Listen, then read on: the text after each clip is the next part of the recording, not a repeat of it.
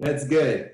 Yeah, so Kaji, she picked me up from the Angels. So I was doing premium sales and services there. She picked me up as Okay. a sales rep and then said, well, look, since you're keen on doing both, I need a hybrid in the office. So why don't you bring your sales expertise to the services side and do both? So that's my responsibilities. We handle obviously the suites and then all of Yep. the premier seats in the 200 level. Fantastic. Yeah, I got my teeth cut in a boiler room selling tickets for the Clippers like 15 years ago. Like literally, I mean, it probably wouldn't even be legal nowadays, but back then it just felt right. Like I always tell people, if you've seen the movie Boiler Room, just like drill that down about, and that's kind of what we went through. My favorite line from Boiler Room is when they turn the phone sideways, right? And he's selling the stock, right, with the phone sideways. Yes, yes. Ocean is emotion. Come on, people. Boiler Room. So good. Oh, my God. So good.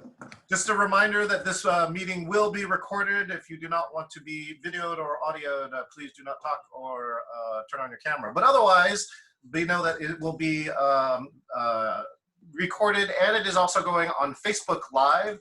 If you want to know where the Facebook Live is and share it as a favor for the amazing Paul here, you just go to my page, facebook.com/CEO John Chen.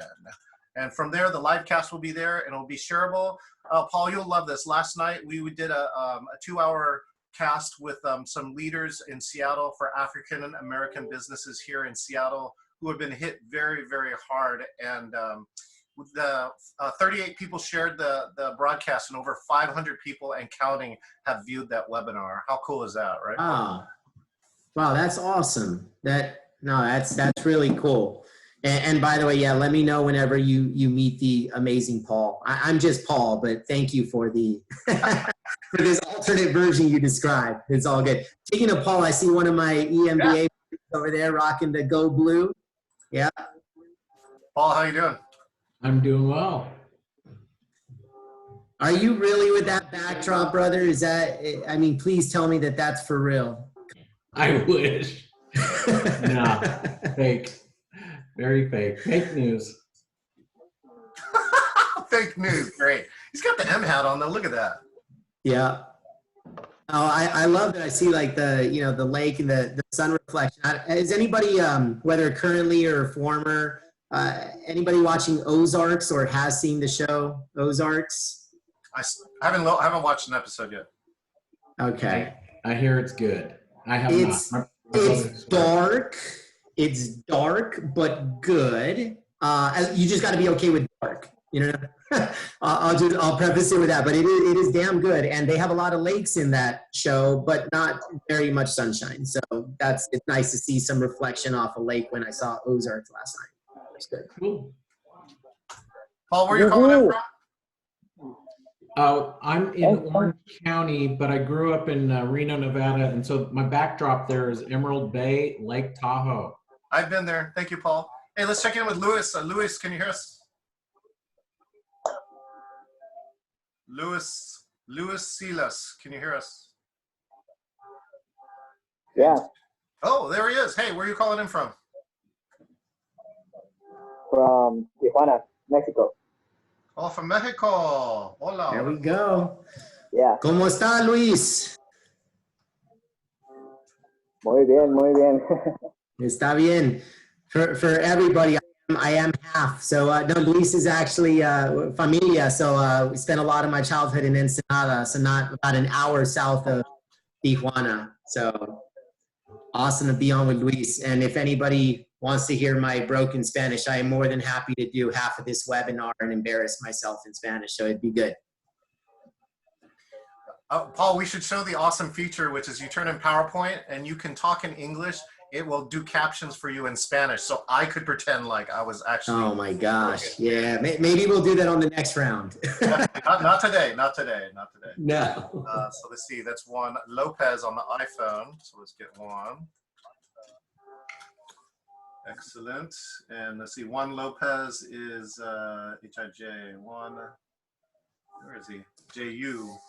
Lopez. Oh, LSU. Right. Okay. I got him. He's LSU. Trivia fact, Paul. Let's see. Trivia test. What's LSU? You know this. Me? Oh, LSU with AKA Louisiana State. They're the ones that SC should have had a full national championship back about 2004, and LSU undeservedly claimed half of it. That is LSU. Perfect. Yes. So just as a reminder, I want you guys to find the chat room. If you are in a browser, click the chat button. And we're currently chatting your LinkedIn profile or something else that you feel okay chatting about, like your company URL or that website that you were watching prior to coming to see Paul Epstein. Okay, excellent. Thank you so much for that. And again, we're about 11 minutes to go. So if you have any questions for Paul, we are currently off camera. Again, a reminder, we will record and we'll be on Facebook Live for this episode. But you guys showed up early. Feel free to ask Paul any questions. Uh-oh. Let's see. Who's D. Hodgkins? Do you believe that is it? Hello. Yeah, I work at the Star in Frisco, home of the Dallas Cowboys. And I work on our group sales team. And Paul actually got to speak in one of our sales meetings yesterday and encouraged us to do this webinar. And so here we are. Well, at least here I am. Excited to be here. Okay, David, truth be known, how well did he do yesterday? You know, I'm Paul's coach. Yeah, in all honesty, John, if we're being completely transparent here, we've had a lot of guest speakers, and I can honestly say Paul was by far one of my favorites, and it's not even close. Yes. Awesome. Awesome, man. Okay, David, you get a $1,200 stimulus check. You're awesome. Yay. That actually did come in. That actually did come in today. Praise the Lord. Yeah, I had some. There you go. I have not looked at my account yet. It's kind of like, I feel like the stock crash, like you stop looking at your portfolio every day. Yeah, right. Let's go to Gaby. Gaby Anger, are you there? I am. How are you? Good. Where are you calling in from? You see me? Yeah. Welcome to the show, Gabby. Jersey. Paulie! What's up, buddy? Where are you, my buddy? There he is! Yeah, there are you. Yeah, he's what? Are you Sydney? You in Sydney? Yeah, I'm in Sydney. I'm in Sydney, buddy. Love it. Who you got? You got Magic behind you? I got a Magic and I got a Kobe. There you go. Even though you used to work for the Clippers, you got two Lakers there. That sounds about right. Okay. Even when I was at the Clippers, I'm still like getting the head done. What? Yo, I lost you, buddy.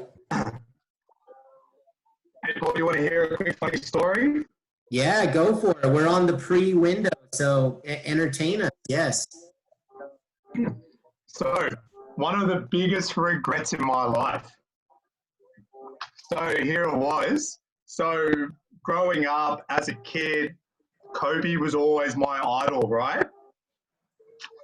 And if you recall, you know, working in sports, working at the NBA, you can't be a fan, right? You can't go up to players, you can't players. You and I were walking to the Yard House one day after a game to have a drink. Mm-hmm. I don't know if you remember this, but Kobe was standing outside. And then after actually came on the table and sat right next to us. And that killed me, absolutely killed me. That, especially you were my boss at the time. And I couldn't get a photo. Anyway, I took a sneaky photo on my phone, which I still have. But that was you did like the little selfie with him in the background, like all creepy status. No. He didn't.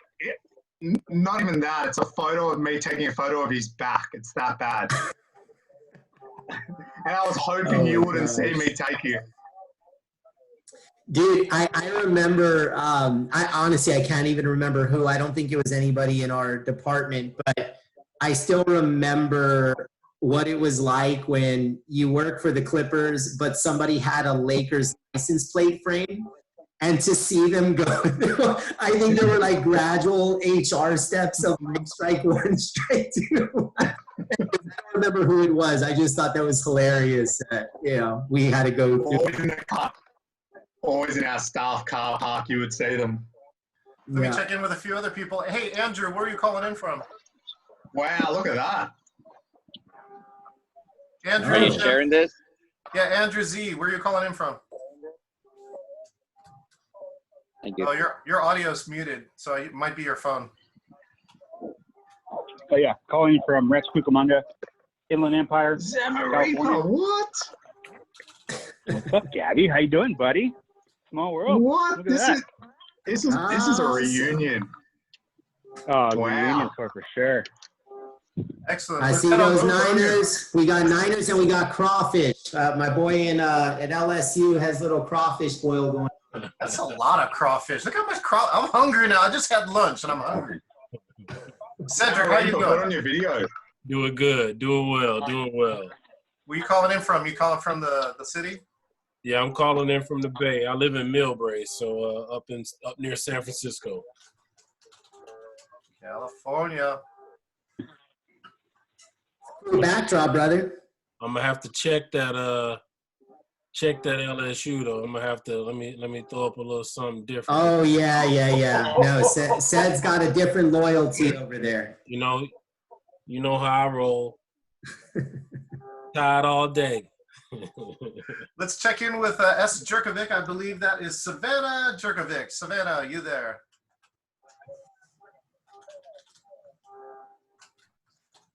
Maybe not. Let's see. Who else called in? Look at Myra's here. Hey, Myra's in she's the house. upstairs. What's up? I got one fan upstairs. The only fan you care the most about, right? Yes.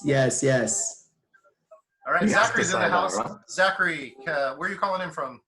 Los Angeles, California. Los Angeles, the city of angels. I saw a picture of your freeways, and I've never seen less traffic in my life. Could that be so true? Unfortunately, I can't take advantage of it.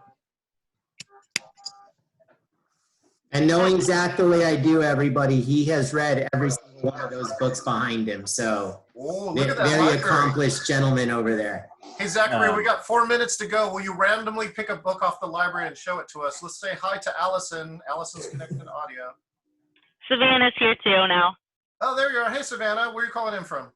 I'm from the Bay Area, but originally from Chicago. Oh, Chick-a-go. Let's see. Savannah is I'm going to just put SF. Donna Cunningham is coming in from Seattle. And it's Paul, you know this little lady. Ann Chen, my sister from West Lynn. Hey, great to see you. Hi, Paul. Good to see you too. Yeah. Tyler Massey in the house. Tyler, you got he's connecting to audio. Check that out. Okay, Zachary, when you get a chance. No, I'm serious. Take off the headphones. Yeah, go get a book and go show us. You have 3 minutes. Okay. Let me give you some instructions. Does For anyone know? those who are here Is there a early. latest? If you haven't gone to the chat window, please go to the chat window and chat something such as your LinkedIn profile or your company or an email address. So we're just doing some networking of some very like-minded people. And you also use the chat to have a discussion while Paul and I are talking. We'll talk about the first 30, 40 minutes, and then we will be more interactive after that piece. What else? This program is being recorded, and it will be on Facebook Live. My Facebook page is there. Also, I will turn off all of your videos and audios while we're speaking for the first 30 to 40 minutes so I can maximize the window, and then we will turn them back on when I ask you.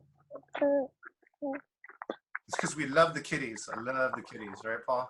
Okay, Paul. Yeah, I hear a very young fan right now. Paul, why don't you go ahead and greet people or find out what book that Zachary picked up while I start the Facebook Live. All right, Mr. Dresden, what do we, kind sir? I didn't know that logging in would be so much pressure, but There's always pressure. Paul Epstein's you're an attorney. You should be used to it. Come on. So I have selected a book called All Things Shining, and it was written by a professor of mine when I was an undergrad, whose name is Hubert Dreyfus. He passed away a couple of years ago now. It's actually co-authored by a pupil of his who's now a professor of philosophy at Harvard University. His name is Sean Dorrance Kelly.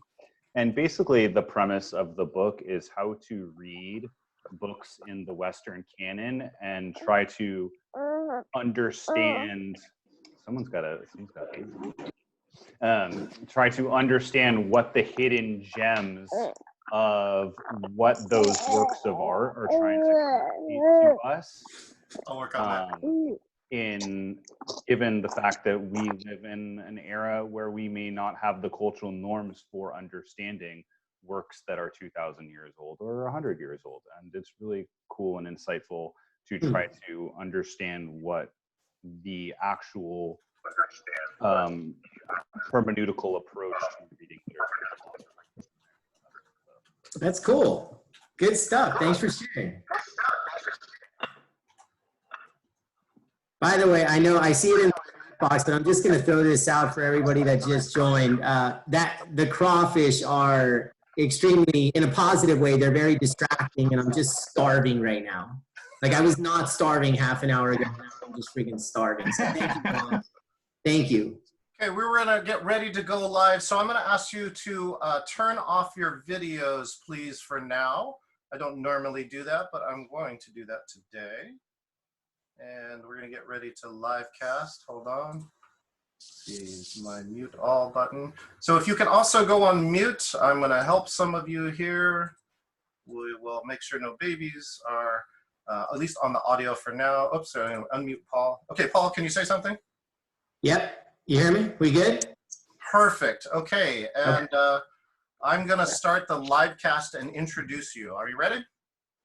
Let's roll. Okay, hold on. I actually need to change the audio here too. Whoops. Hold on. I got to change the video to this.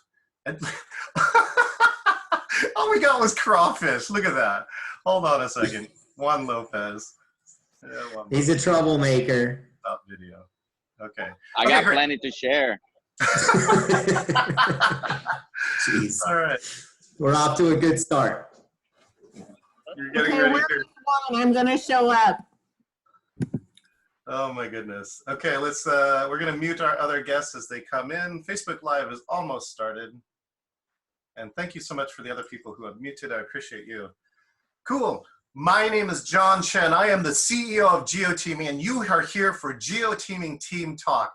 Today we're featuring the amazing Paul Epstein. Now let me just tell you, right? We are in unprecedented times, and I kind of not like saying unprecedented right now, but we are. But I met Paul through the most amazing story you're ever going to imagine. It's 2014.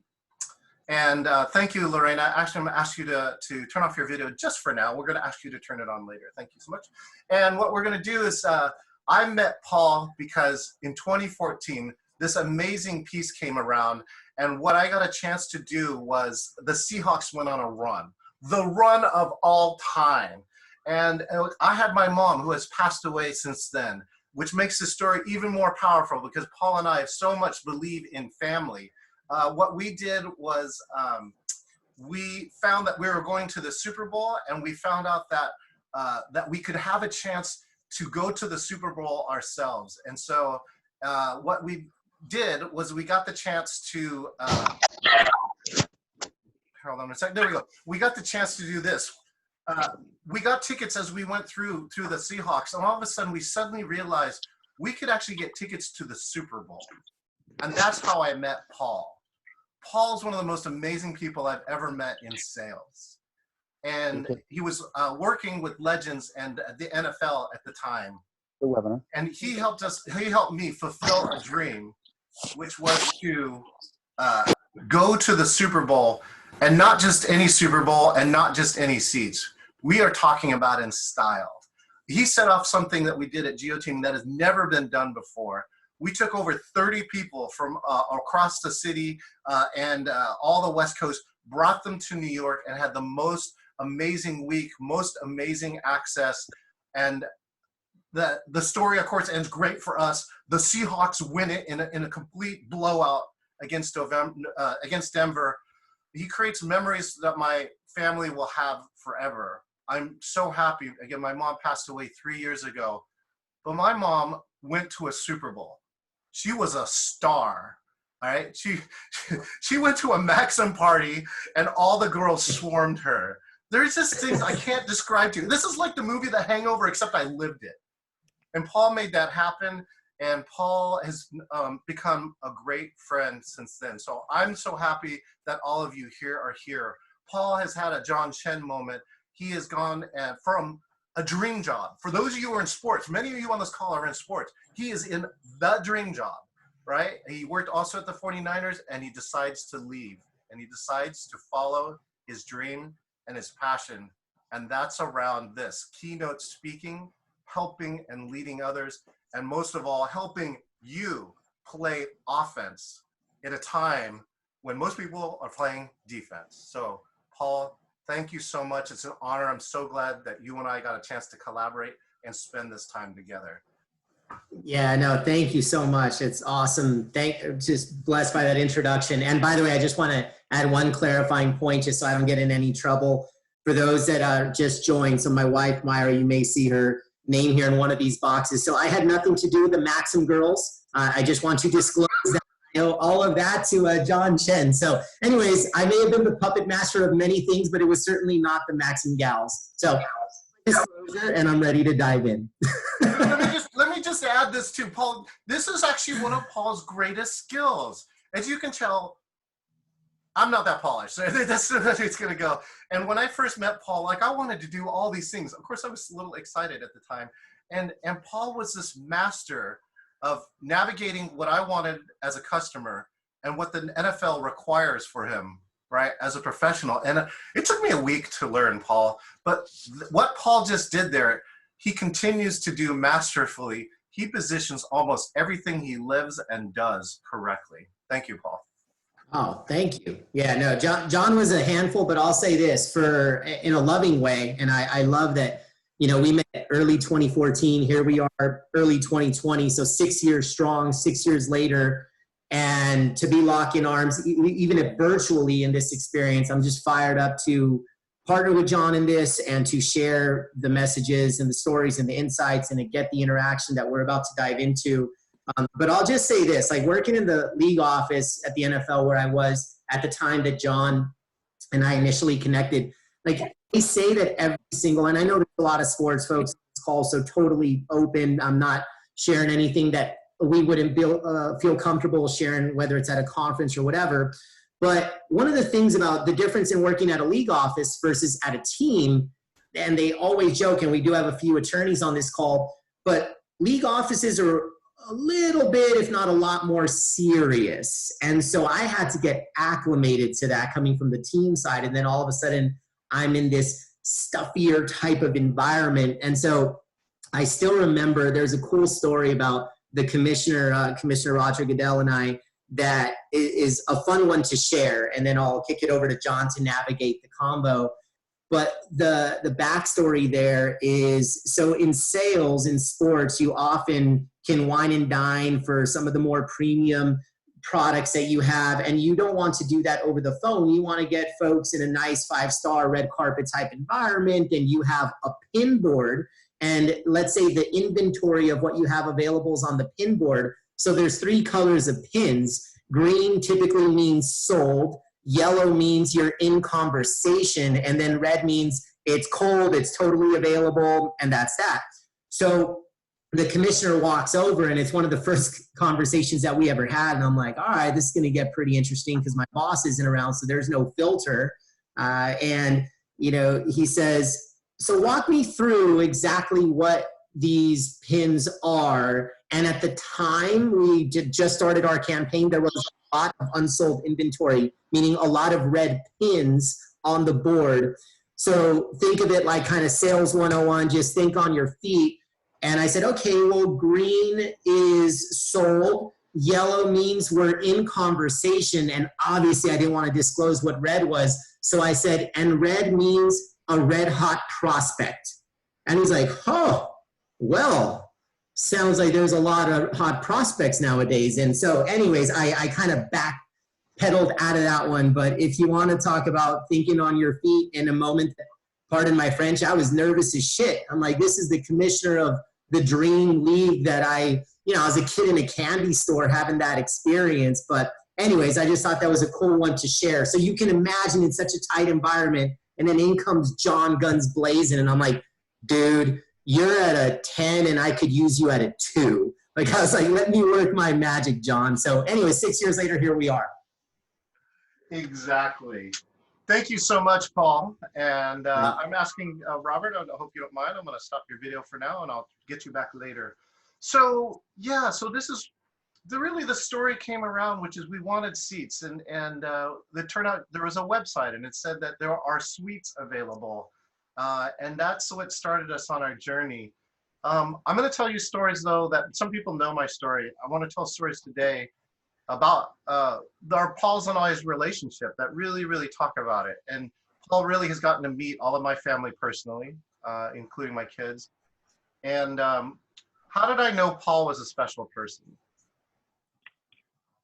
Don't answer that. Okay, I heard somebody.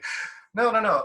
I did some crazy things, and one of them, here I am. Paul's an NFL, official executive at this time.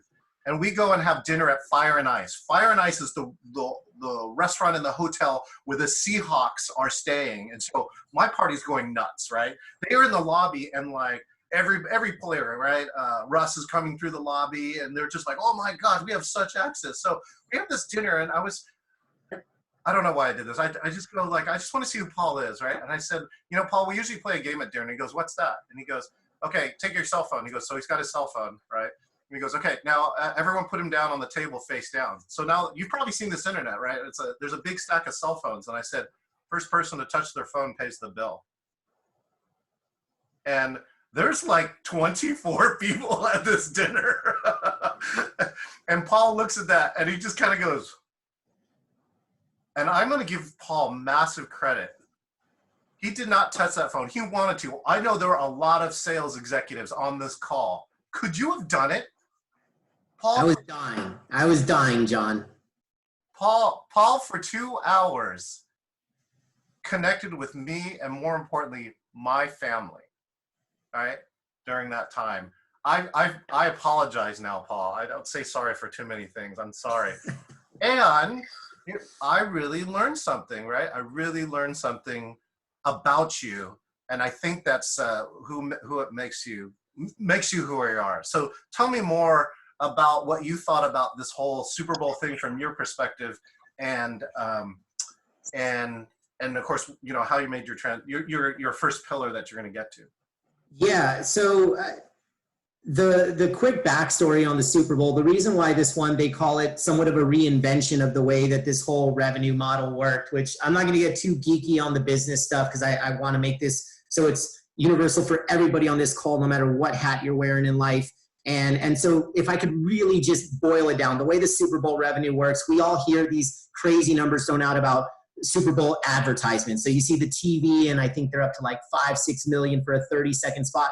Cool. So that's one revenue arm, and that was detached from what I was doing. The other part are largely the tickets, which that's a pretty easy flip, pretty easy sale. A lot of those are baked into big corporate sponsorships. So really where folks like us can come into play and really flex our muscle to say, okay, this is going to be the difference between an okay producing revenue Super Bowl to a good, to a great. It's the premium hospitality, meaning the luxury suites and platforms of that nature. So the year before the one that was when the Niners, and this sucks because they did lose it, when the Niners went down to the Ravens, game was in New Orleans. If you remember, that was the game where the lights went out and there was a big blackout. So that was that game. If you would have gotten a suite for that, it was probably about $100,000 to $125,000. It's a lot of money, but then a year later, they were in a ballpark of $500,000. The range was like 450 to 600. And then in comes my agency, Legends, and we get tasked to sell these things out. I'm the point guard, if you will, really running a national sales campaign. And so I just wanted to explain that context of, it was so challenging because there's a couple of factors here. One is, I would ask you, in whatever company you work for right now, you probably have a favorite NFL team on a personal level. Would you buy a suite to the Super Bowl if your team was not in the game?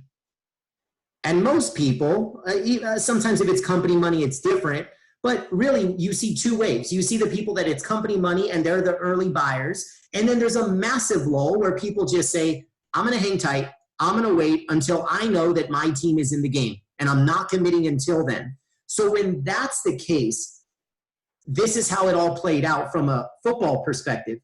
What you want big markets, you want big corporate bases, you want star players, you want legacy fan bases, meaning they probably won a handful plus of championships. They've cultivated generations of fans. And so with those standards, the NFC Championship was Niners, Seahawks. AFC Championship was Broncos, Patriots. Not even close. And John, I know I love you and your family, but brother, I was not rooting for the Seahawks that day. Like, you so want the Niners fan base. You so want the San Francisco Bay Area corporate dollars. And then, of course, you want the Boston, New England, Brady, like all that stuff. And so, of course, we get the opposite. And we get Broncos, Seahawks. But really, if it wasn't for that backstory, John and I never meet. John and I are not on this call right now. There he is showing you another Seahawks emblem there. But really, that's what started it. And we were in a bind because had it been the teams that we were rooting for, secretly, of course, rooting for, we don't have anything to sell. But in this case, it turned into a situation where John came to the rescue, if you will, and said, Paul, I want to throw the most massive, massive Super Bowl party, something that's never been done. I want every single red carpet access you could ever dream of. And I was like, all right, dude.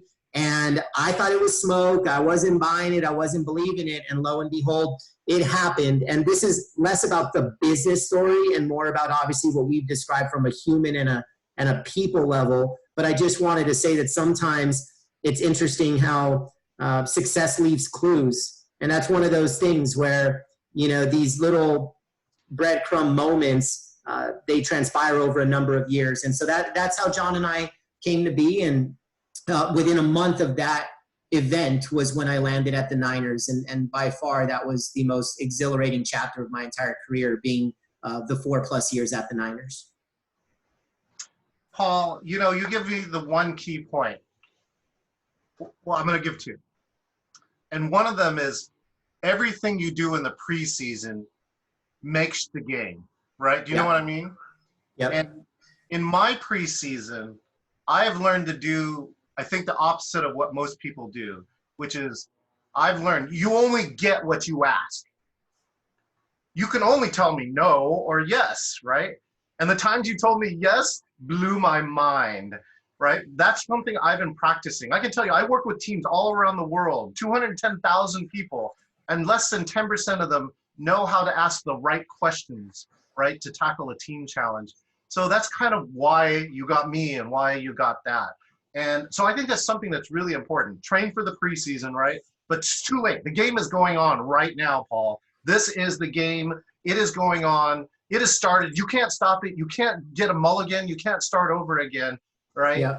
And so let's talk about this. I think the pillar you're talking about is live with championship purpose. Hey, John, real quick, before we go into the first pillar, I just want to share with everybody else too, and this is super quick.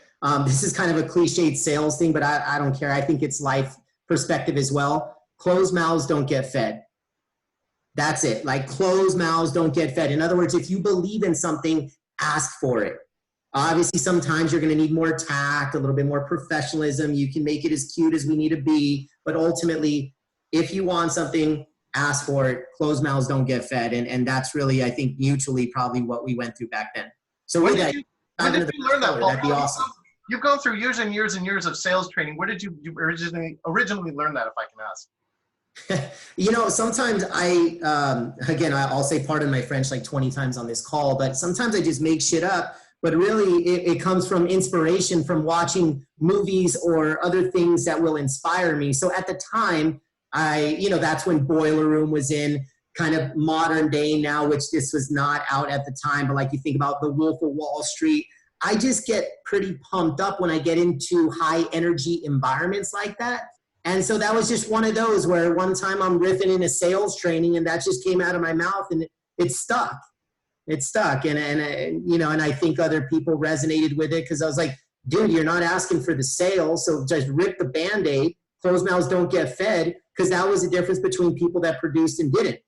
Some asked and some didn't, and there was a clear binary fork in the road of results. Yeah, you know, in these times you got to adapt everything. So it's like closed mouths don't get fed and early shoppers don't get toilet paper. Oh gosh. All right. Let's do it. That's a good transition. Let's roll. This transition roll. Yeah, let's roll. This is corny as hell. If you haven't looked in the chat, there is a link, and I've also put it on Facebook Live, or I will in just a second. And there's a link to the pillars of playing offense. So this is a nice guide to help you take some notes with Paul as you go along. And you have 5 pillars. So Paul, why don't you describe the 5 pillars model, and then let's talk about pillar number 1. For sure. Yeah. So the way this all came about is, so playing offense, look, I had a really, really amazing 15-year journey in the sports industry, and I wouldn't be where I am today without it. And I had the opportunity to work for amazing leaders, and just like anything else over a 15-year run, you're also going to experience the opposite. I also got to work for very inspiring cultures. Guess what? Over 15 years, I got to work for the opposite. And so as I really looked at what to do or what not to do, I always felt like I was learning every single day. What did I take from the day? How am I better when I leave the day than when I walked into the day? And that was one of the mindsets of just being a lifelong learner that I appreciated. So then I detached from sports, which we could always come back to a bit of that backstory of when I took my leap of faith. But really, it was from that 15-year journey where I thought about being the leader that I wanted to have, being the leader that I think people deserve, and what were the mindsets of success? What were the mindsets of significance? What were the best cultures that inspired greater purpose? And so with all of those different levels, I created this methodology called playing offense, which is very much a mindset. It is a mindset of all gas, no brakes, and purpose is the fuel. Purpose is the fuel of the courage that's needed to step into that journey. And so there's a series of pillars, but if you were to say, what are the table stakes? What's the ammo? It really is showing up, understanding your why, your North Star, your personal mission, what gets you out of bed, the contributions and the impact that you're bringing to the table. And the outcome becomes maximizing your potential so that you can achieve the performance that you're after. So really, this is an arc that starts with purpose, it ends with performance. Playing offense is that all gas, no brakes way of getting from point A to B. And it's been a message that I've been really inspired to share with a lot of business leaders and professionals across all industries, sports being my first love, of course, and I love spending time there, but I also love carrying through the muscle and getting uncomfortable in new environments. And what that's taken me to is I've had a very cool chance to collaborate with the Navy SEALs on some projects, and that was through a relationship that I had with the Leadership Institute that I was with. Got to work with I'll give them a shout out because they're bigger than anybody right now. Zoom Video, who a couple years ago, not very many people knew. Now they're saving the world, literally, figuratively, like just helping us connect in these crazy times. Getting to work with Amazon was an amazing project as well. And I could keep rattling these things off. Zero ego, zero putting my resume out there, more about I just love learning. And I love learning about people, and people are the secret sauce of culture, and leaders are the tone setters of culture. And so I basically baked myself into the leadership and culture space through and through. And that's what motivated me to take that leap of faith. So, Paul, do you want to show these couple of pictures we got for them? Sure. Let's do that. Hold on, right here. Bam. So this is a Live with Championship purpose. And so you gave these images. Yeah. Talk about why you showed these. So that's the arc. Education on the left. I see folks from both SC and Michigan here. But really all the brands and logos and business cards that I've represented through my career. The crown Jewel to me was always in that bottom right corner because I felt like I learned so much through the rest of this journey. And, you know, I always get asked the question about why leave sports when I love it so much. And it really boils down to the moment when I did find my personal why. So, John, you call it your Jerry Maguire moment. It was a leadership offsite retreat in 2016. It's me and fellow leaders at the Niners. And I walked away from there knowing that my life had changed, and it inspired me to share this gift of purpose with others. And so for the year that followed, I became this unofficial why coach inside of the Niners. So from the business side to the football side, I got to be a coach of helping people find their personal why. And it was totally a passion project on top of my day job, which was running sales and business development. Well, lo and behold, when you get super passionate about something, sometimes your passion project overtakes your day job. And I just got so obsessed with it, it became non-optional. I had to chase the dream. I analyzed my day-to-day in the sports industry, and I'm like, I probably feel alive when I'm working closest with my team, with people, being a coach. And that was probably 20% of my day. And I just said, you know what? The higher up I go in the org chart, it's only going to become more strategy, less people. So while some people want that path, I just stopped being obsessed with hitting a number, and I started getting more obsessed with maximizing the potential of people. And that's why I made the decision to say, well, one of my core values is impact. How do I make a massive, bold life decision based on my core values? Because that was one of the takeaways from that offsite why discovery. And I asked myself, can I create more impact inside of the 49ers organization? Or if I totally reinvent myself, if I get off this treadmill that I never thought I would get off, can I create more impact in that path? And it was an easy decision. I haven't looked back since, because all I was doing was just being true to my purpose, true to my why, and true to my values. And, you know, that's essentially where we stand today. It's just a culmination of that process. More importantly, right, I'll share how I got to mine, but how did you come to your core value being impact? It was all part of the leadership offsite. Basically, the why is your North Star, and then your 5 core values are the pillars, no pun intended, because we are talking pillars of playing offense today, but your values are the pillars for what hold you accountable to live your why. So that's really it. And my pillars were belief, growth, impact, authenticity, and courage. And those are the 5 most important words in my life. And I have used those as a lens for how I show up, my decisions, my actions, my behaviors. I know this sounds like it's coming out of a textbook, and it is, because I started to coach this out and train this out because I wasn't happy with the way that I found it. It seemed almost too, let's call it dumb luck. Let's call it a little too natural. And I'm like, no. There's gotta be a better way to systematize this and formalize it so that I could start to help others with something that kind of fell on my lap. The gift of purpose fell on my lap. That was unacceptable for me to take to the world. So now that's when I start my company, Purpose Labs. I'm like, well, I got to do it. I got to do it because of the impact that's there. And I'm going to make this super simple to help people find their personal why and what gets them out of bed so that they can have more fuel every day of their life. And that's really what it boiled down to. Well, check out these quotes, right? People, Carrie Zimmerman. Yeah. Hey, you remember Carrie? Carrie said, miracles are my normal. Yeah. Shelton from Staples said, promise less, deliver more.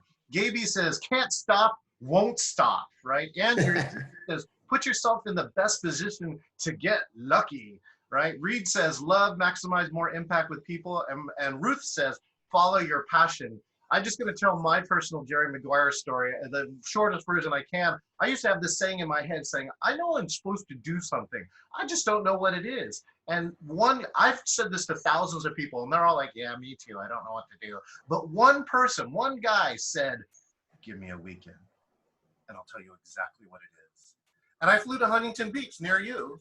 And in 48 hours, I wrote my entire business plan and what I affectionately call the Jerry Maguire moment, right? And I then took 65 7-page summaries, put them in envelopes and sent them to people like on my call, Ann, Ruth, Peter, right? And I told them, I'm going to do this thing. And that movie, you watch that movie, but try doing that movie sometime. And that really just leads me to this. And that's what changed my whole life. My core values, right, are technology, adventure, to create human change. That's what my life now is about. And it has been about for 23 years, which gets us to this. You know, we're different, Paul. That's just, and top sports people are different. Talk about your second pillar, which is be the storm chaser. What does that mean? Yeah, and can we go to, so before the slide right before that second pillar, I promised everybody an action-oriented takeaway per pillar, so I wanted to just introduce the first. Where it says how we can play offense. So if you want to, pillar number one being live with championship purpose, here is really what I'll share with you is think of, actually go back one slide, please. All the values that are there. I'll give everybody let's give everybody 30 seconds, 15 to 30 seconds. Take a look at this list. Pick one. These are the top most common selected values in the world. Not a complete list, but it gives you enough to choose one. So give it a couple seconds. And if you can, chat it in the window if you're here with me on Zoom.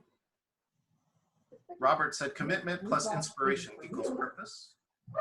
I'll do whatever I want. Okay, let me go. That's a Winton for you, Paul. Yeah, there you go. Okay, let's go. Authenticity, okay. Kindness, purpose. Go ahead, Paul. There's a lot of them coming in. Yeah, so no, while these are coming in, please feel free to put them in the chat. And I'll just say I'll leave this up that way for those that are still processing it. Choose the value that you most closely associate with. And especially in this time where we have this gift of time that's come back to us, many of us, you know, we're quarantined, we're at home. We can really be intentional about how we show up each day.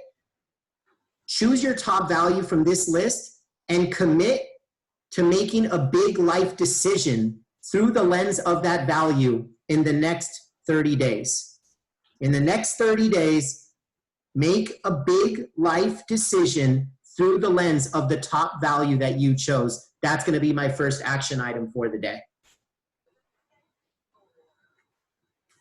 Excellent. We have service, adventure, drive, bravery, inspiration, performance, drive, passion, authenticity, growth, optimism. Love it. Love it. I love the diversity too. That's really cool. Awesome. Perfect, Paul. Do you want to continue on? Keep them coming, yeah. So be the storm chaser. So here's an interesting story. And feel free, John, you can pull up number 7. So this is a story from my time at the Niners. I was there at a time where, you know, this is tough because when you are running sales, you are on the front lines, customer facing. Every single time you lose a game, you're walking on eggshells the next day. Every time your team wins, breakfast just tastes better in the morning. Like, it's just one of those, you kind of ride and die with all the wins and losses, especially in football where there's so few games. I thought that I had seen it all over, at the time, probably what was 13 out of the 15 years. And then there was a day that I'm not sure that anybody in our position in the Niners front office, even the NFL, had ever seen. So I was at the Niners on the front lines, reporting to work the morning after Colin Kaepernick kneeled. And you want to talk about, and by the way, I am not taking a political or a social stance. I am here to share a story about how we internally showed up. As pillar number 2 says, be the storm chaser. It would have been, think of the storm we're in right now. It is so easy to play back on your heels and be reactive when you see the storm coming. When you heard from the media and the venom in so many people's voice respond to what Colin did, Then we have season ticket holders and corporate partners and every other external stakeholder that comes in and says, like guns blazing, like shredding invoices, like until you cut them from the team, we are out. The easiest decision, especially from a business perspective, would have been to appease the loudest voice in the room, which, don't get me wrong, there were people on both sides of the political and social arguments, but the definite majority was cut them from the team, cut your losses, we don't agree with the views. And so our president and owner call a Monday morning meeting the day after he kneeled. And I expected to walk in there hearing a message of CYA, which, we all know what that is. But I just thought it would be some PR stuff where it's like, hey guys, like we're going to, kind of take a vanilla approach. And I just thought we would stay down the middle. And I was shocked at what I heard. I heard our owner and our president take a very strong stance. And the stance was this: I don't care whether you are a star quarterback or an entry-level accountant. If you are a 49er, we support and will endorse you expressing your views. Basically, it was the right to express your speech and your views. No opinions about I agree or disagree with Colin's stance. What I do agree with is he should be able to express himself. That was the message. That was it.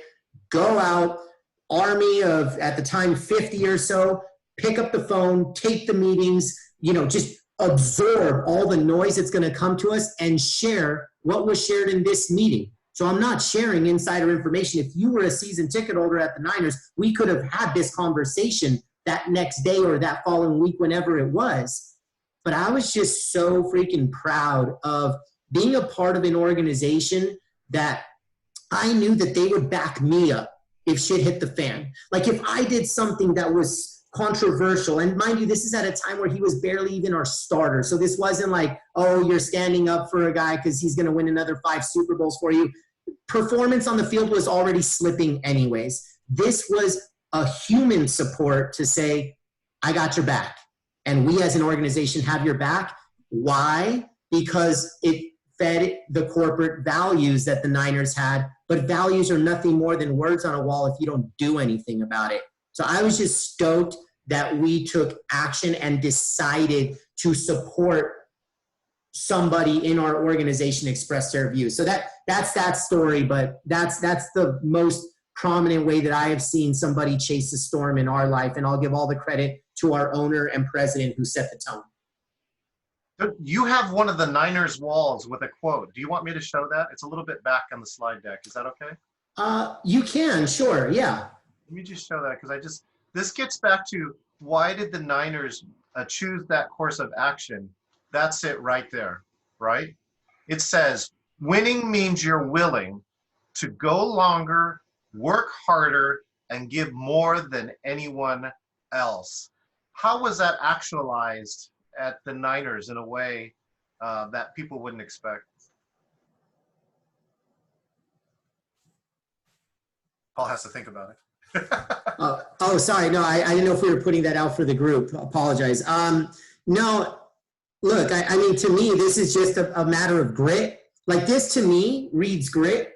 It reads resilience. It reads exactly the stuff that we're dealing with right now outside of our houses and inside of our houses. I know that things, we've had to adapt. And so I think at a time like now, you really need to know what you stand for, because it's so easy to say, oh, we live our values when there's blue skies and the economy's great. Dude, all right, like that's cool. You know what I take more pride in, and this goes back a little bit more to what you can control. In 15 years of working in sports, the teams I was a part of only made the playoffs once. That's freaking impossible. Like you cannot purposely be that bad if you try. And I am so stoked that I locked arms with people that didn't even care about that. They're like, we got this. And it's because of quotes like that. It's because of stories like this. And I'm like, show me who you are on your worst day. And that's who you really are. I'll leave you with this quote. And it's something that I made up, but I just continue to beat this drum.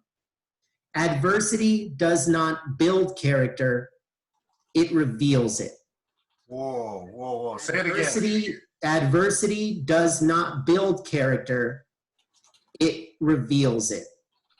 In this case, the story I told, there was adversity, and 2 leaders in our organization showed their character and set the tone for the rest of us. Oh, I want to talk about this topic for like 10 more minutes, but I know. I want to end on time. So I'm going to head on to this. Adversity does not build character, it reveals it. I'm sure all of you are thinking for your own personal examples about character that has been revealed to you. I want to get to our third pillar, though. And the third pillar is around. Yeah, let's go to the action item on that one, too. I'm going to go forward. Here's my message, and I'll be quick so we could keep rolling with these pillars. Right here. Remember that you have been here before. So I hear a lot of this stuff on the news, and keep going, John. It's the one right after the Kaepernick image. I hear a lot of stuff on the news, and I think it's messing with our minds. I keep hearing unprecedented, unprecedented, unprecedented. I'm like, all right, dude, like shit. Like, I understand that the health pandemic is unprecedented. That is for sure. For sure, the reason we are in this storm is unprecedented, at least in our lifetime. However, the effects that it's having on us is not unprecedented. Have you ever been afraid? Of course. Have you ever felt anxious? Of course. Some of us are strapped right now financially because of the work impacts. Have you ever been strapped financially? Probably. Go back to the time where you were afraid. Go back to the time that you were anxious. Go back to the time that you were uncertain. Go back to the time that you didn't have 2 nickels to scrape together. But then something happened. You moved forward. You acted on it. You fought through it. And then the storm essentially went away. Adversity is nothing more than temporary tests in our life. That's all that adversity is. I promise you, every single piece of adversity is temporary. This pandemic, it's a long temporary, but it's temporary. Most importantly, you've been here before. And I just want to scratch this noise about unprecedented. The health pandemic is unprecedented. The impact on us is not unprecedented. So how can we show up with more grit and resilience, knowing that we have made it through storms before in our life? I get all fired up on this stuff, John. I know you do, Paul. That's why we got you passion, right? I'm just all jacked up on Mountain Dew. Don't even ask me what's in here. All right. Well, let's. So, do you want me to go forward here with? Yeah.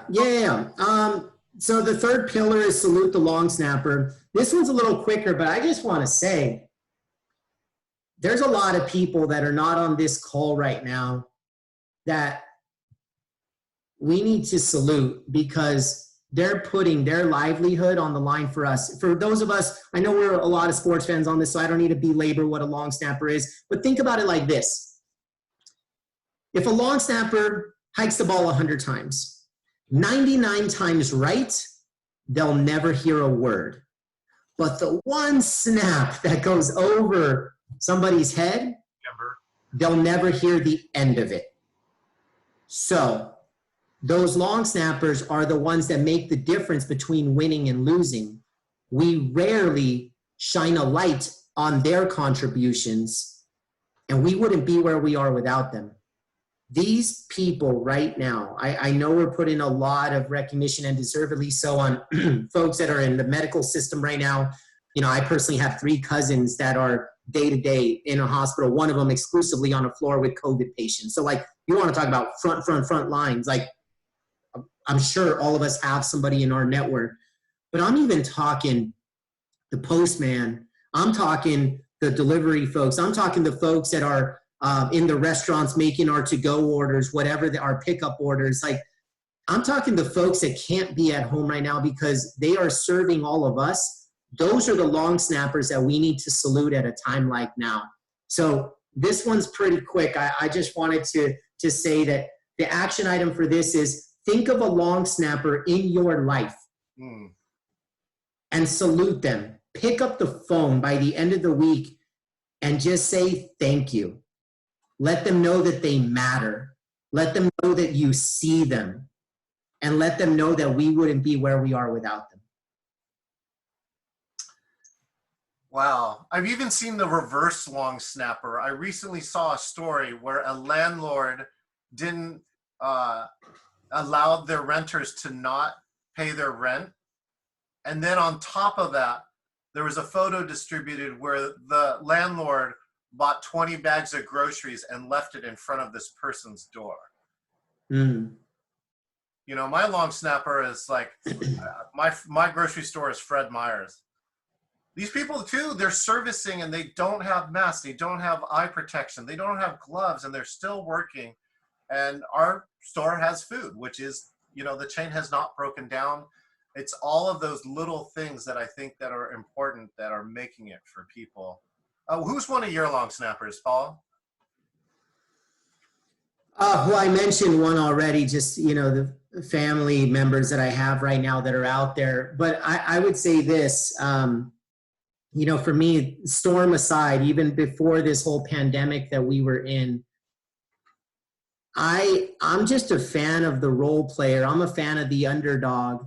And the reason is, John, that all those logos you saw, I wouldn't have even had a second logo if it wasn't for the long snappers in my life, the ones that I owe all the credit to that elevated the team. Here's a really cool thing too. I don't want to even say, oh, I've been supported by long snappers, because that makes it sound like there's a org chart and I'm on top. That's bullshit. I have been the org chart, excuse me, I have been the long snapper many times in my life. You know, I was the guy that was not supposed to talk in a meeting. I was the guy that was just in the backdrop. I'm like the one that's kind of out of sight, out of mind, just doing the work that nobody sees, but is the real kind of wizard behind the curtain, if you will. And I know what it's like to not be recognized. And that's why I have a chip on my shoulder. I have a chip on my shoulder that I never want people to feel the way that I felt when I didn't feel like I mattered, because nobody told me thank you. Nobody said, I see you. And it was just such a punch to the gut, because I felt like when honest work is done, then honest work should be appreciated. And so that's why I have such a soft spot and a chip on my shoulder for the long snappers in this world, because I know what it's like to be one. The key here too is that it almost costs nothing, Paul. If Yeah. you're a manager listening to this, look at your long snappers. Look at the people who they have a job. They are so happy, so grateful. And all they're looking for is this small piece. Thank you for the work you're doing. You're doing a great job in a time of adversity, right? And for those who can keep working. And so it's so easy.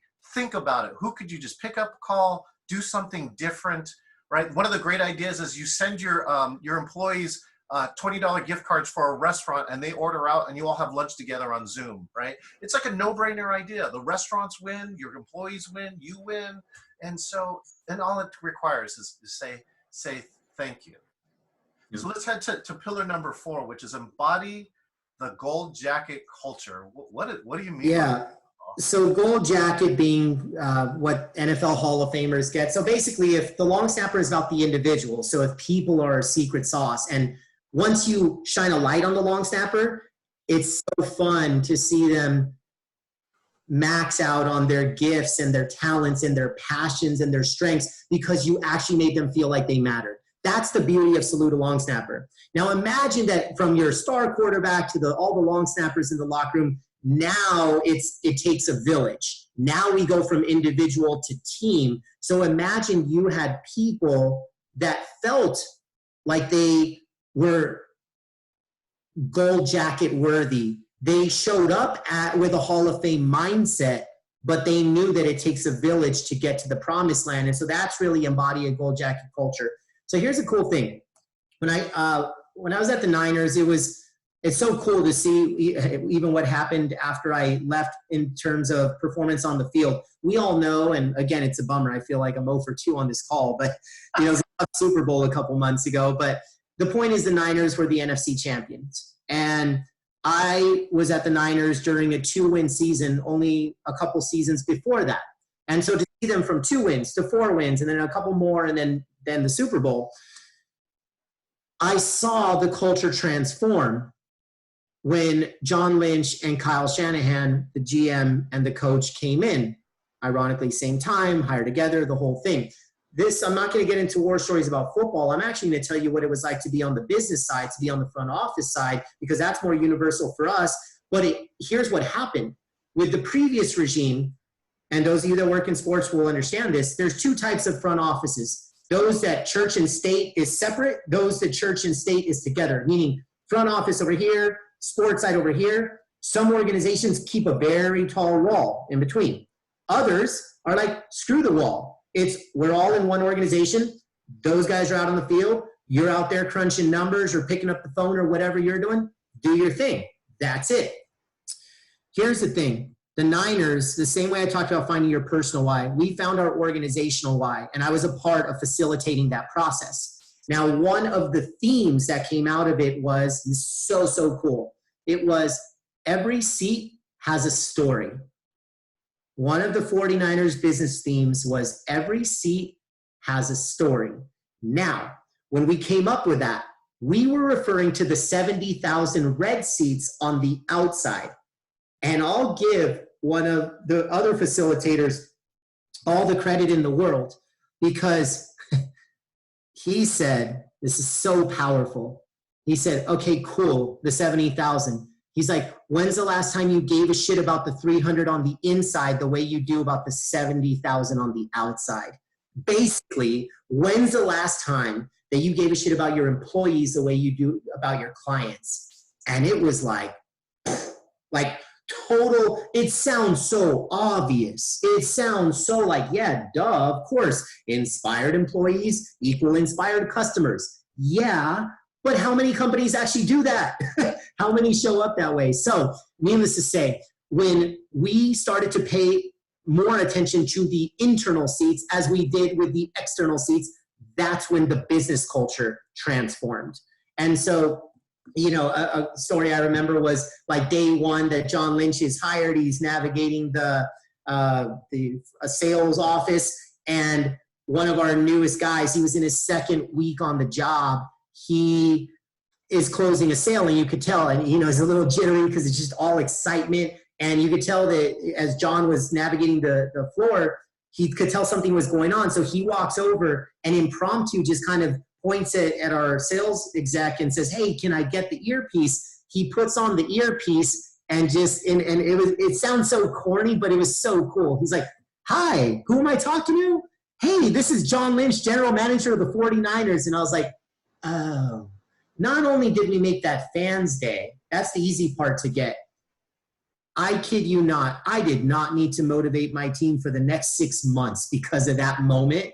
But it's because there was no separate church and state. It's because it finally blended together. And kudos to a guy like John, who is a saint, who's a great GM, like all that. But it's because he treats people even better behind closed doors. You know, that's what I wanted to share about how you build culture. He had a saying that was brick by brick.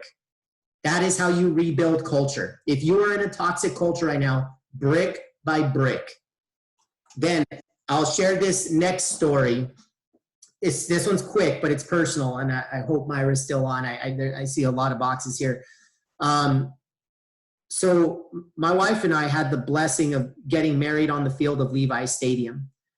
But the crazy part about that story is that it almost never happened. And the reason is we had a date that was set. It was early March. And I know we have Andrew from the Hot Rod Association on, but we had an event called Monster Jam, which is basically the monster trucks. And it was supposed to be like way later, but there was a shift in dates, and the promoter calls our head of revenue, who was my boss at the time, our chief revenue officer. And he says, hey, we're looking at this date. Now, when he looked at the calendar of events, he saw that my wedding was scheduled for that day. It would be so easy to choose business over me, because on the books, it made sense to move Monster Jam to that day of our wedding based on these audibles that we couldn't control. But he didn't.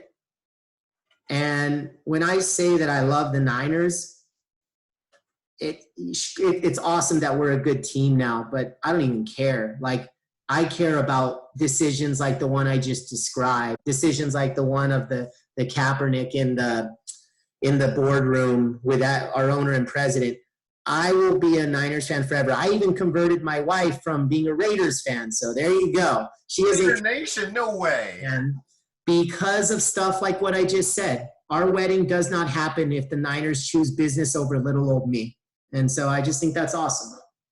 Well, Paul, we're bringing it in. We're 7 minutes to go, and I want to cover the last pillar, pillar number 5, which is leave it better than you found it. Those who are listening here on Zoom, I want you to find a picture on your phone of somebody who you want to be with, but you can't be because of coronavirus. I'll say it again. Find a picture on your phone and have it ready so that we can see pictures of someone that you want to see. It could be family, friends, dog, pet, whoever, that you can't see because of coronavirus. In leaving it better than you found it, I'm going to go back to my mom. My mom, you met, Paul, is the most amazing person you ever met. She was a nurse. She went through 3.5 years of college and then got married to a doctor, so she didn't finish her nursing degree. She came back and finished that nursing degree 20 years later. She was hit with some challenges like acoustic neuroma, which is a non-benign tumor that grows in your ear cavity, and it caused her to fall over, and she almost died. Paul, you almost never met my mom. Mm-hmm. But she made it through that. And there's a lot of these phrases, right, that quotes that I still remember to this date that she said that got her through. And part of my part was do my part as her son. I'm the youngest of 5 kids, to leave it better than I found it. I took care of my mom during that time. All the 5 kids, many of them are on this call. We pushed my mom all over China so she could revisit the village where her grandparents grew up. And that's certainly one of my core values. Leave it better than we found it. And our earth right now is having some serious challenges, right? Both physically, emotionally, humanly. And we got to figure out a way to leave it better than we found it. So talk about this pillar as we close it down. Oh, sorry, Paul. For those who are on, Paul and I will stay on for 30 minutes afterwards to answer your Q&A. If you have to go at 4:30, we understand, and we want to open this opportunity. We will be interactive with you at the 4:30ish mark. Go ahead, Paul. Yeah, so I'll share 2 very quick hits on leave it better than you found it. One is non-personal, and then the last one is near and dear, the most important person in my life. The first one is about Alfred Nobel. Alfred Nobel, founder of the Nobel Peace Prize. That is probably how you know him. Well, there's a story of Alfred back in the day in a French cafe. He opens up the newspaper, and in the obituaries, he sees the merchant of death is dead. And right under that, he sees his name. In other words, Alfred Nobel read his death sentence. And you might think, well, how did that happen? Well, let's call it an honest typo, but it probably wasn't. His brother actually passed the day prior. It was supposed to be his brother's name, but the journalist put his name in there because he did not care for Alfred. The reason is Alfred, in his first chapter of life, created dynamite. Alfred Nobel was the inventor of dynamite. And with that, when he opened this and thought, if my life was 2 consecutive months now, and it's because of him, and this was what got me. The gentleman said, your dad gave me a reason to think that tomorrow was worth it. You know, I still, it chokes me up because it's like, man, I just think if I could have 1/10 of the impact that my dad had, then it's going to be a great life. And this person that looked like that they scared me moments before now seem like an angel delivering a message. So when you want to ask yourself, like, why leave it better than you found it? Who are you going to do it for? In my case, if I can make my dad proud every day, then it's a great life. And that's my standard. Paul, thank you so much. You have high standards. I'm just going to recap here for you. You've taught us 5 pillars with key action items to help you fight what's happening with coronavirus. Number 1, live with championship purpose. Find what your purpose is. Number 2, be the storm chaser, right? Figure out how to be that person. Number 3, salute the long snapper. Be grateful and thankful for the people helping you in your life. Number 4, embody the gold jacket culture, which is to be that winner, whatever winner means for you. And number 5, leave it better than you found it. Paul, I just want to say thank you. If you have a picture, please put it up. And I would like to say thank you, Paul, for sharing. And for those of you now, please start your video and show me the picture that you have. And if you feel free, you can chat with your thanks to Paul. Again, I'm John Chen, CEO of Geoteaming, and I'd love to have you stay. We're going to have off-camera and non-recorded Q&A afterwards. So thank you for sharing 60 minutes of your day with Paul and I. Bravo, Paul. Thank you very much. Again, if you can unmute or start your video, we will go into interactive mode. So for those who are here, please click start your video. We have a lot of people. Here we go. Look at that. Okay, Ann, where's your picture? She's watching on her phone. I asked you to get it ready 5 minutes ago. Here we go. So many people. Lots of thanks too, by the way, Paul. We have thank you from awesome. David, Savannah, Mike Robbins, Michael Montoya, A. Winton, Ruth, Dave. Oh, Donna's got a picture. It looks like, I believe, of her. Oh, cool. David Hodgkins, thank you so much for your video. Again, those who are on Facebook Live, thank you so much. We'll see you next time. Gaby's got his picture. Nice. That's mom, by the way. Love it. Love it, Gabby. That's awesome. That's fine. Let's focus on the videos that we got. Oh, Gabby, leave your video up. Let's see it. I want to see it. Victoria's got a picture up. Thank you so much. Hey, Gabe, Gabby, is it Gabby or Gaby? Gabby. Gabby, who is that? My mom.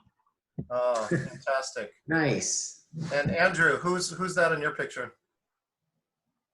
Oh, you're on mute still, Andrew.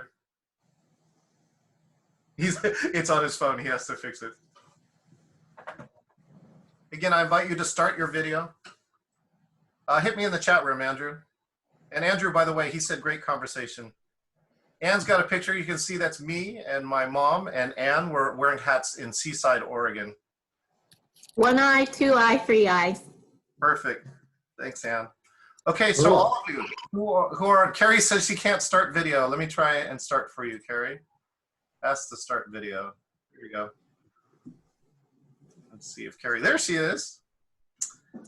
Oh, hold on.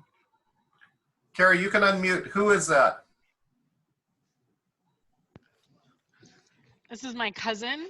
Yeah. And she works for Kaiser Health, and she's currently at the hospital helping navigate everyone and train. She's a trainer for the hospital, so she's training everyone how to be safe. That is a tough job. Matt Deeds, I talked to recently, goes into a medical bunker every day, and you go through a complete detox before you can even enter that type of bunker. Yeah. Very similar to what she's doing. Yeah. Yep. So Crazy. best practices. Well, thanks again. If you are not on video, feel free to unmute or raise your hand if you're on there, and you can ask questions. Those who are on video, it's much easier. I can see you. Do you guys want to ask any questions to Paul or comments? Tell Paul how awesome he is. Gaby's gonna he's got a whole list of complaints. Yeah, I don't know if Gabby can go first. Yeah. All right, Gabby. Gabby, what do you got? What did you get out of the last 60 minutes? Just curious. Well, firstly, I just want to say, so I'm calling from, I'm in Australia. So what is it? It's about 9:30 in the morning here on Thursday. So firstly, to see Paul and Andrew's face, who I used to work with both of you, it's awesome. I had the best time working with you guys in 08, 09. It's pretty funny. My career's changed so much since then, but that was kind of like, that was the ground of what made me what I am today. All the sales training, all Paul's famous quotes, and it was so cool to hear them all over again today. I may stick around after and ask some questions, but I don't work in sports anymore these days. I work in property, and I work for a pretty big global property fund, and I look after a major shopping center in Australia. And as you can probably imagine, there's a lot of pain. You've obviously got your big kind of international guys, and then you've got your mum and dad operators who are coffee shops who, live paycheck to paycheck, and as well as their staff, and some of the awful, horrible stories that I'm dealing with, and our government here in Australia, they've just put a legislation out on landlord and tenant rents. I don't know if that's happened in the US yet, but even what they've told landlords to offer, I don't think these guys will survive. So I'd love to talk about some of those challenges after, and not bore everyone with all of that right now, but definitely what's come out of today has been really cool, and some really kind of helpful tips to kind of keep us motivated more than anything. Thanks, Gabby. Paul, you have any commentary or any questions you want to ask them? No, I think well said, Gabby, and there's certainly a lot of folks, everybody on this call knows, we've all been impacted in different ways. I mean, if we all shared our personal story, I'm sure we could say, hey, this is how it impacted me. And really that's, I think, my only message for the group, and then I'd love to have as many questions fired off as possible. I thought to myself, like, all right, I could kind of let this storm come to me, or I can be more intentional around, like, basically I thought of this. I said, if I was to fast forward a year from now and think back to this time right now, these months that we're currently going through, I want to be able to be proud of the stories that are told of, I think right now our true character is showing. I have seen good turn into great, and I have seen bad turn even worse. I think this has gotten rid of kind of middle character, and people have chosen a side. And here's a cool way of thinking about it. I learned this from a fellow thought leader. He said, if you are feeling helpless at a time like now, become helpful. It is impossible to feel both at the same time. So if you feel helpless, become helpful. Reach out to, that's that long snapper piece. Because we all feel helpless in different parts of our life. Like right now, my business, I rely on live events. That doesn't exist right now. It doesn't do me any good to do violin on this call. It's more about, okay, so what am I going to do about it? I've chosen to be helpful for others, and I hope that people remember how people show up during this pandemic. Excellent. Who else would like to ask a question? Just raise your hand or unmute and say your name. I love that Robert's talking to himself. Oh, hey, Robert, can you unmute? He's on another call. I know that. Oh, okay. Got it. He's an American Express meeting planner, so he's got. Got it. All right, don't make me call you out. I'll give you one more chance. Who's got a question? That's it. Andrew Zamarripa looks like he's got something. Oh, yeah, Andrew Z. Let's go to Andrew Z, and then Ann Knox. I'm telling you, you're going to ask a question. Good to see you. Let's go to Andrew. All right. Yeah, my question, obviously, I've got a chance to obviously be with Paul through a number of different career choices. I was with Paul with the Clippers, and I was with Paul with the Niners as well. I think the biggest thing that I've seen, and I would love to get your thoughts on it, Paul, is just the culture piece. I mean, I remember what the culture was with the Clippers, and I remember what the culture was with the 49ers. That evolution, how did you change? Was that from leadership? I mean, is that personal growth? Is that just, growth within the career, within the sports industry? What it is now, obviously, the brick by brick culture is great, and I think it works well, and it's really adapted well. But I wouldn't be the person I am today without the culture that you had back in the Clippers. So I'm just curious to see the involvement as far as what you think the best office culture is. Yeah, no, thanks for sharing that. So to make this as universal as possible, and we don't need to get in the weeds of my perspective, whether I'm talking about the Clippers, the Niners, or a general company out in the ecosystem, I would have a very similar thought. And the thought is all culture is local. So There's a lot. There's more toxic cultures than good cultures, if I'm just being very upfront with everybody. I don't want to paint this. There's more bad leaders than good. There's more bad cultures than good. But that's where folks like me are inspired to kind of be that positive agent of change. But if all culture is local, every single culture has a weather system. So here's a good way of thinking about it. So I used to do work with one of the top airlines in the world. And people would ask me, I mean, this airline has 120,000 employees. And people would say, so what's their culture like? I know you're doing culture work with them. I'm like, I don't know. They're like, but I thought you do work with them. I'm like, I do, but here's what I would need to know in order to answer your question. Tell me what location, tell me what department, tell me what leader, tell me what floor of the building. That's the culture. Each of us have a local culture which has its own weather system in a bigger organization with a bigger culture with a more broad weather system. The day that I started to focus on my local culture versus trying to change the mothership is when everything at least felt more positive for, I would hope, like guys like Gabby and Andrew. That's basically what we did. I'm like, I can't control the mothership, but we can collectively control our own local culture.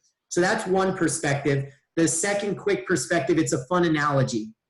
Every culture has three groups: partners, tourists, and prisoners. Partners, tourists, prisoners. Partners are front row, they're leaning in, they're all bought in. Tourists, they're open-minded, fork in the road, let's see where we go. The prisoner is like arms folded, back row, 5:30, can't get here soon enough. When I started doing culture consulting, I started to think, or I immediately thought, I need to change the minds of the prisoners. One, really tough to do. Two, it's depressing. Three, I lost all my energy trying to do that. So now I look at the partners and I shine a light on them, and then I see the bright spots and I say, look at what these bright spots are doing. And then the mission is, how do we scale the bright spots? What that does, it organically attracts some of the tourists to come over and join the partners, and then potentially that becomes a tipping point and then a critical mass, and that's how culture transformation works. I oversimplified a very complicated thing. Don't try to change the minds of the prisoners. Shine a light on the partners that are doing culture right, and enough of the tourists will migrate if it is a company that believes that culture is their competitive advantage. Appreciative inquiry, a system of change, really just shows this too, Paul. Like the simple example they give is two kids, groups are bowling, right? One group, they shoot video of all the kids. In one group, they should show the kids what they did wrong and then tell them what to do right. Those kids improved. So they had an average of 100, they go to 110. But the kids, all they shot was clipped videos of them doing stuff right.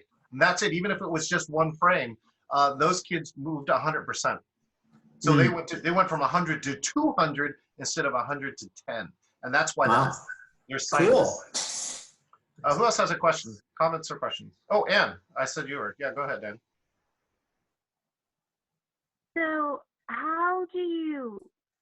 it's good to have people start to fit into the culture if you have a good culture, and have them assimilate, and the people that don't fit, like, matriculate out, either by themselves or because they're not a good fit, so they pick. But how do you keep it so that it's not so homogeneous? Like, you don't want everyone to be the same. You want to have a little bit of disruption. You want to have, you want to have males, you want to have females, you want to have minorities, you want to have white people, you want it to be mixed. So how do you end up not getting into trouble that way? Yeah, thanks for saying that. It's Ann. For the people that speak up. I'm sorry, Ann. Could you repeat that last part? Or like the disruptors that like have good change. Yeah. So let me know if this answers your question. But I agree. From you mentioned a couple pieces around diversity and let's call it inclusion. Like, I think those are two of the main parts of what makes some of the world's best cultures. Now, I wanted to tackle what we are on the outside, and let's call those demographics. And we could just even look at these quad boxes here, and we have different demographical obvious characteristics. I think some of the best cultures what they do, they focus more on cognitive diversity than ethnic diversity, meaning they embrace people that think differently, that approach problems differently, and are wired a little bit differently, as so long as there's got to be a single condition.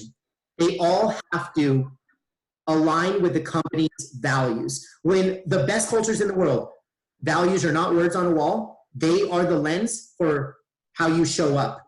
How do you act? How do you behave? How do you make decisions?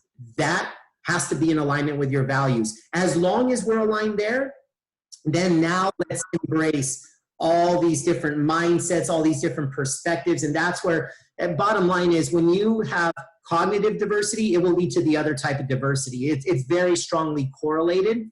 So I've seen companies get in trouble, if I could just be brutally honest, when they try to have a better looking team picture. They look at their organization, they're like, oh my gosh, we all look the same. And you can guess where I'm going with that, which is a lot of corporate America.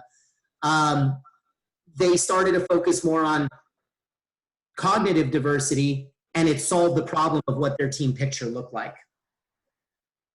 I've definitely run into that problem with the writing, like a lot of times with volunteering, where the words are on the wall, but it's not practiced. Yeah, How do you figure that out in the beginning, before you get in?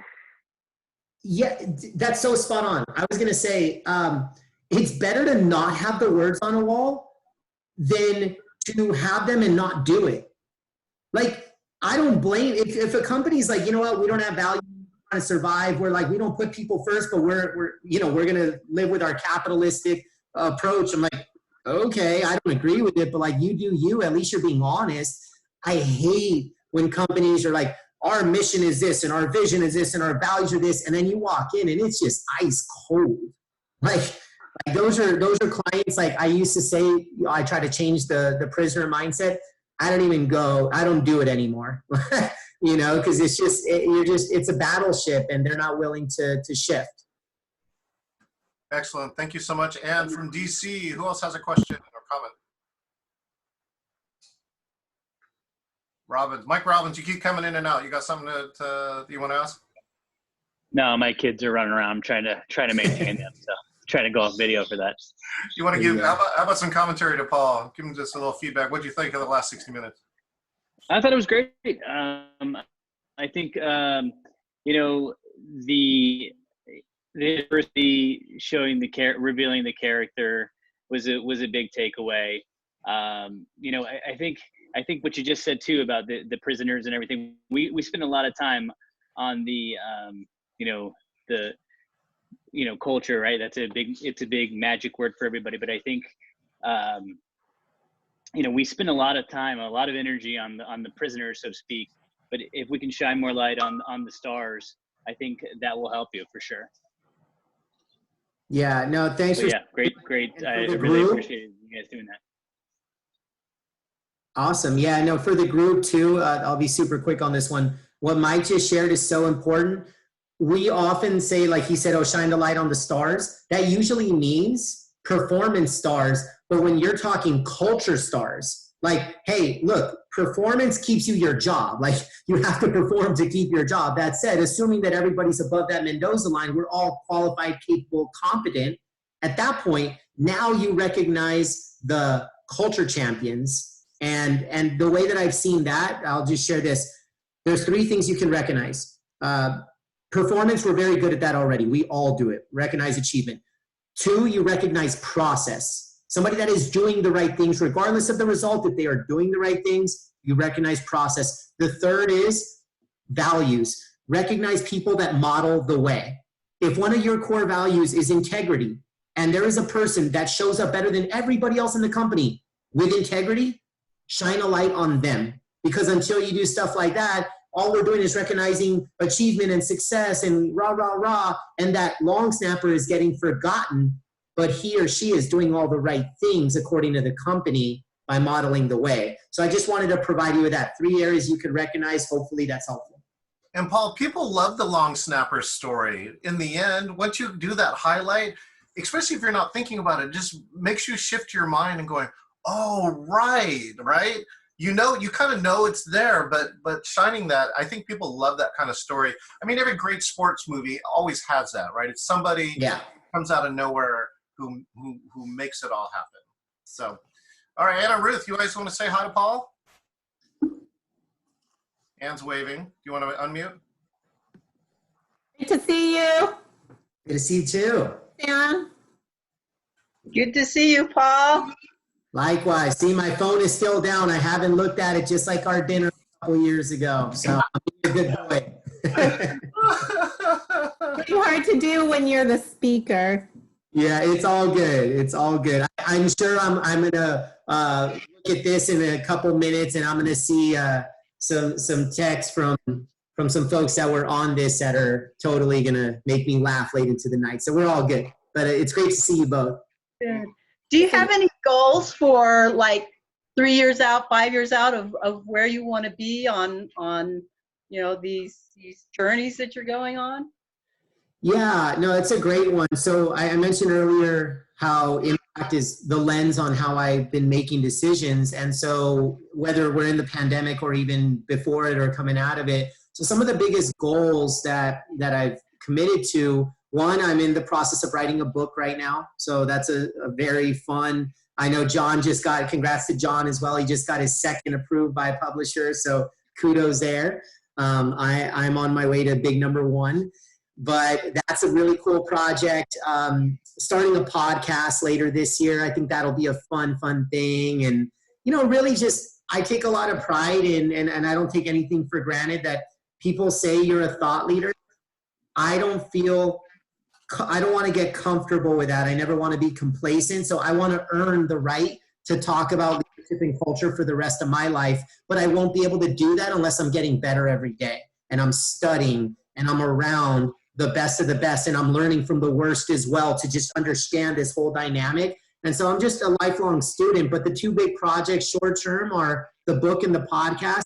After that, one of my big goals for impact is I can't impact, so my big goal is to impact 1 million people by the year 2030. So when I launched my company a couple months ago, I thought about how many keynotes would I have to do? How many training sessions would I have to do? And it's possible, but the only way to make sure that it's like 1 million and then what?